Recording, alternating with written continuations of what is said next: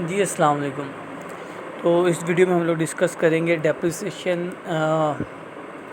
के बारे में। और डेप्रिसिएशन के दो मेन टॉपिक्स हैं। एक में कंडीशंस फॉर अलाउबिलिटी ऑफ डेप्रिसिएशन है कि डेप्रिसिएशन के लिए को एज एन एक्सपेंस अलाउ होने के लिए कि ताकि आप इसको अपनी बिज़नेस इनकम में से माइनस कर सकें, जैसे आप लोग अकाउंटिंग में करते हैं। इनकम स्टेटमेंट के अंदर ऑपरेटिंग एक्सपेंसेस में डेप्रिसिएशन को एज एन एक्सपेंस माइनस किया जाता है।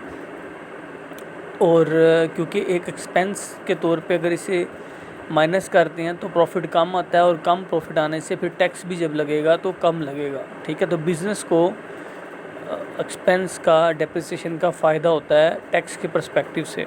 ठीक है, अकाउंटिंग के अपने रूल्स हैं और टैक्स के अपने रूल्स होते हैं। अकाउंटिंग में तो आप हर दफ़ा डेप्रिसिएशन को जो है वो जाके इनकम स्टेटमेंट में एज एन एक्सपेंस माइनस कर देते, तो उससे आपका प्रॉफिट कम आ जाता है। लेकिन टैक्स की जो कंडीशंस हैं वो डिफरेंट हैं। टैक्स वाले डेप्रिसिएशन को अलाउ करेंगे या नहीं करेंगे एज एन एक्सपेंस माइनस करने के लिए इनकम में से, यानी जिसे टैक्स की ज़ुबान में एडमिसिबल एक्सपेंस कहते हैं। अगर टैक्स वाले किसी एक्सपेंस को आपको अपनी इनकम में से माइनस करने की इजाज़त देते हैं, उसे एडमिसिबल एक्सपेंस कहते हैं। ऐसे तमाम एक्सपेंसेस जो इनकम में से माइनस किए जा सकते हैं उन्हें एडमिसिबल एक्सपेंसेस कहेंगे, और जो माइनस नहीं किए जा सकते क्योंकि टैक्स ने उसकी इजाज़त नहीं दी, खा वो आपने इनकम स्टेटमेंट में एज एन एक्सपेंस माइनस किए हों, लेकिन टैक्स वालों ने इजाज़त नहीं दी, तो उसे इन एडमिसिबल एक्सपेंसेस कहेंगे, यानी कि जिन्हें एडमिसिबल करने की इजाज़त नहीं है कि आप माइनस कर सकें। आपकी जो इनकम स्टेटमेंट बनी है वो बनी हुई है, लेकिन टैक्स में कैलकुलेशन ज़रा दूसरे तरीके से की जाती है। वो बिज़नेस इनकम के चैप्टर में डिस्कस होती है, बट क्योंकि आप सिर्फ इंडिविजुअल का पढ़ते हैं तो इसलिए वो आपके साथ कंसर्न नहीं है।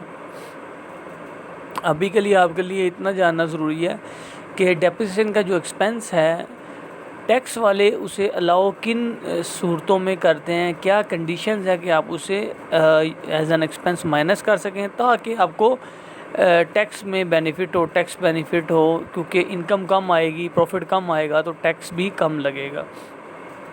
एक तो होगा ये टॉपिक है, what are the conditions for the allowability of depreciation as an admissible expense in taxation. और दूसरा टॉपिक है कि काइंड्स ऑफ डेप्रिसिएशन क्या क्या। ठीक है, तो इस वीडियो में हम लोग डिस्कस करेंगे कंडीशंस क्या। सबसे पहले तो एलिजिबिलिटी ऑफ एसेट, के कौन सा एसेट जो है वो एलिजिबल होगा। तो ऑब्वियसली आपके पास जो डेप्रिशिएबल एसेट्स हैं वो आपके एलिजिबल एसेट्स होंगे। ठीक है, ये आपका एलिजिबल एसेट है, डेप्रिशिएबल एसेट। तो asset has to be at depreciable asset. अब डेप्रिशिएबल एसेट क्या होता है, इसकी डेफिनेशन आपने वैसे तो सेक्शन 2 में डेफिनेशंस के टॉपिक में चैप्टर में पढ़ ली हुई है, लेकिन मैं अगेन इसको यहाँ पे एक्सप्लेन कर देता हूँ। तो डेप्रिशिएबल एसेट जो आपका है मींस एनी टेंजिबल, यानी कि टेंजिबल चीज़ है, मूवेबल इमूवेबल प्रॉपर्टी। तो मूवेबल चीज़ें भी आ गई, गाड़ियाँ वगैरह, व्हीकल वगैरह, आपकी फर्नीचर फिक्सचर भी कह सकते हैं, वो भी आ जाएगा। प्लांट एंड मशीनरी आ सकता है, मूवेबल है। और इमूवेबल प्रॉपर्टी यानी कि बिल्डिंग और लैंड वगैरह। अदर देन अनइम्प्रूव्ड लैंड, यानी कि ऐसा लैंड जिस पे इम्प्रूवमेंट नहीं की, यानी कि लैंड अनइम्प्रूव्ड लैंड मतलब कि इस पर बिल्डिंग खड़ी नहीं की। क्योंकि लैंड पे आपको पता है नॉर्मली डेप्रिसिएशन नहीं होती, उसकी वैल्यू एप्रिशिएट ही होती है, इसलिए उसने खाली बिल्डिंग की बात की है। Immovable property other than unimproved land, इसका मतलब यही है कि लैंड को नहीं लेना आपने। और structural improvement to immovable property, और वही इमूवेबल प्रॉपर्टी पे जितनी भी स्ट्रक्चरल इम्प्रूवमेंट की गई है, बिल्डिंग वगैरह की बात की रही है, जो भी आप उस पर बनाते हैं, ओन्ड बाय अ पर्सन, तो एक बंदा जो ओन करता है। ऑब्वियसली उसने बता दिया, चाहे मूवेबल चीज़ है चाहे इमूवेबल चीज़ है, कोई भी जो कि किसी बंदे की पोजेशन में है, बस लैंड को छोड़ दें और उसमें ये चीज़ें हों तो वो डेप्रिशिएबल एसेट होगा। It has normal useful life more than 1 year, 1 साल से ज़्यादा इसकी लाइफ हो। उसके बाद it loses value due to normal wear and tear और ऑब्सोलिसेंस, तो इस्तेमाल से इसकी वैल्यू में कमी आती हो या ऑब्सोलीट हो जाता हो ये। ठीक है, वियर एंड टीयर। तो डेप्रिशिएबल एसेट था ना, कुछ डेप्रिशिएट होता है, इस्तेमाल से टूट फूट होती है इसमें। थर्ड कंडीशन है कि इट इज़ यूज पार्टली और Holi for driving income for the business. तो बिज़नेस इनकम के लिए यानी कि बिज़नेस पर्पज़ के लिए से यूज़ किया गया। पर्सनल एसेट को डेप्रिशिएबल एसेट नहीं, जो बिज़नेस का एसेट है वो डेप्रिशिएबल एसेट होगा। तो डेप्रिशिएबल एसेट की समझ आ गई, साल से ज़्यादा देर उसकी लाइफ हो, बिज़नेस के अंदर इस्तेमाल किया जाए और इस्तेमाल से उसकी वैल्यू में कमी होनी चाहिए। ये डेप्रिशिएबल एसेट है। इसमें मूवेबल और इमूवेबल दोनों हैं, टेंजिबल आइटम्स हैं, सिर्फ इंटेंजिबल नहीं है। ये होगा उसका कॉन्सेप्ट। एग्जांपल्स हैं plant and machinery, building, land को निकाल के, प्रोफेशनल बुक्स हैं, कंप्यूटर हार्डवेयर है, फर्नीचर एंड फिटिंग है, रोड है, कार है, park, railway line, bridge, dock है, वाफ है और फेंस है और सीवरेज पाइप्स वगैरह, ये सारी चीज़ें इसमें इंक्लूडेड हैं। अब बिज़नेस यूज़ पहली चीज़ बताएगी कि एसेट आपका, पहली कंडीशन है कि एसेट उस पर सिर्फ डेप्रिसिएशन अलाउ होगी जो कि use for the purpose of business, ठीक है, बिज़नेस के लिए इस्तेमाल किया जाए साल के दौरान। Method and rate of depreciation, method इस पे रिटर्न डाउन वैल्यू मेथड लगेगा, जिसे हम डिमिनिशिंग बैलेंस मेथड भी कहते हैं, जिसमें सिंपली कॉस्ट में से सारी डेप्रिसिएशन माइनस कर देते हैं जो अभी तक हो चुकी है, तो बाकी जो वैल्यू बचती है इसे रिटर्न डाउन वैल्यू कहते हैं। उस पर डेप्रिसिएशन कैलकुलेट होगी, स्ट्रेट लाइन बेसिस पे नहीं होगी। और दूसरा इसके अंदर कंडीशन ये है कि इस पर रेट क्या होंगे, तो थर्ड स्केड्यूल जो है हमारे पास, थर्ड स्केड्यूल के फर्स्ट पार्ट में, ठीक है, part 1 of the third schedule में ये रेट्स डिफाइंड हैं। वो भी आप जब टॉपिक टाइप्स ऑफ डेप्रिसिएशन का पढ़ेंगे तो वहाँ पे आपको पता चल जाएगा कि बिल्डिंग पे कितना है, फर्नीचर फिटिंग पे कितना। मेथड क्लियर कर दिया, रिटर्न डाउन और रेट्स स्केड्यूल से मिलेंगे। आगे है कि depreciation for whole year. According to income tax, if a depreciable asset is not used for the whole tax year, even the depreciation allowance shall be allowed for the whole year. तो asset जितनी देर के लिए भी इस्तेमाल किया गया हो, आप उसकी डेप्रिसिएशन, चाहे वो 6 महीने इस्तेमाल हुआ, 9 महीने, पूरे साल की डेप्रिसिएशन आपको अलाउड होती है। मंथ का रोला ही उन्होंने ख़त्म कर दिया हुआ, ठीक है जी। तो ये पहली आ गई आपके पास कंडीशंस। देन अगेन आप देखते हैं कि asset partly use for business. अगर एसेट बिज़नेस के लिए पार्टली यूज़ हुआ, यानी कि सारे का सारा वो बिज़नेस में इस्तेमाल नहीं होता था, तो आप डेप्रिसिएशन फिर सिर्फ उतनी निकालेंगे जिस हद तक वो बिज़नेस के लिए एसेट इस्तेमाल हुआ बिज़नेस के लिए। देखिए, shall be depreciation allowance shall be restricted to the proportionate part of the asset which is relates to the business, ठीक है। तो which relates to the business, जो बिज़नेस के लिए इस्तेमाल होता है।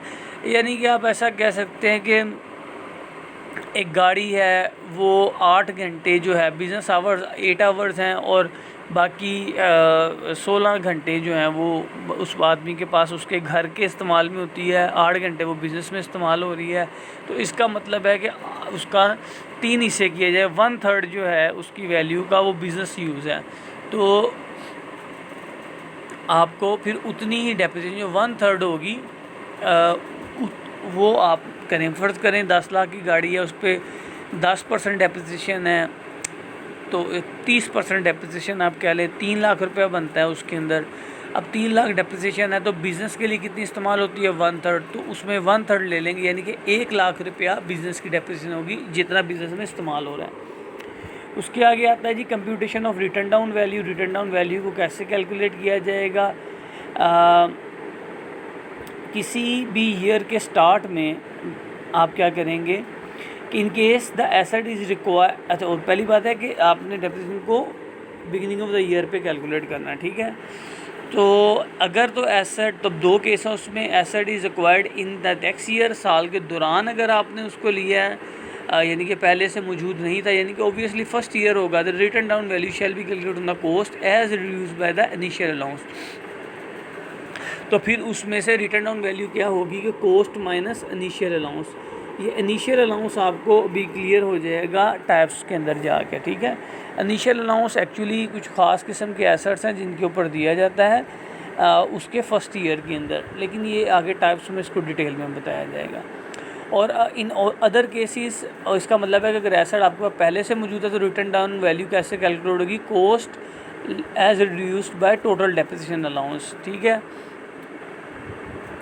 In the previous tax year, जितने ईयर्स में भी आज तक डेप्रिसिएशन हो चुकी है वो सारी की सारी कॉस्ट में से माइनस कर देंगे तो रिटर्न डाउन वैल्यू आ जाएगी। ओबियसली तो पहले साल के अंदर तो यही है कि इनिशियल डेप्रिसिएशन जिसे कहते हैं वो माइनस होगी कॉस्ट में से तो रिटर्न डाउन वैल्यू आ जाएगी, और दूसरे जितने भी अगले साल होंगे तो उसमें कॉस्ट में से आज तक जितनी डेप्रिसिएशन हो चुकी होंगी वो माइनस कर देंगे तो रिटर्न डाउन वैल्यू आ जाएगी। ये निकाल लिया।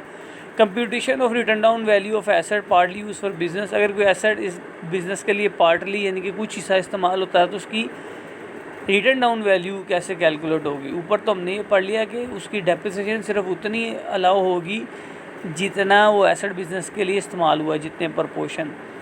और अब ये है कि उसकी रिटर्न डाउन वैल्यू कैसे कैलकुलेट की जाएगी। तो इसकी रिटर्न डाउन वैल्यू कैलकुलेट की जाएगी the asset has been solely use to drive इनका कि where a depreciable asset is used during a tax year partly for business purpose and partly for another use, the written down value of the asset shall be computed on the basis that the asset has solely been used to drive income from the business chargeable to tax। तो हम यही समझेंगे, उसने कहा इसमें आपने consider करना है कि एसेट जो है आपका वो टोटली इस्तेमाल किया गया है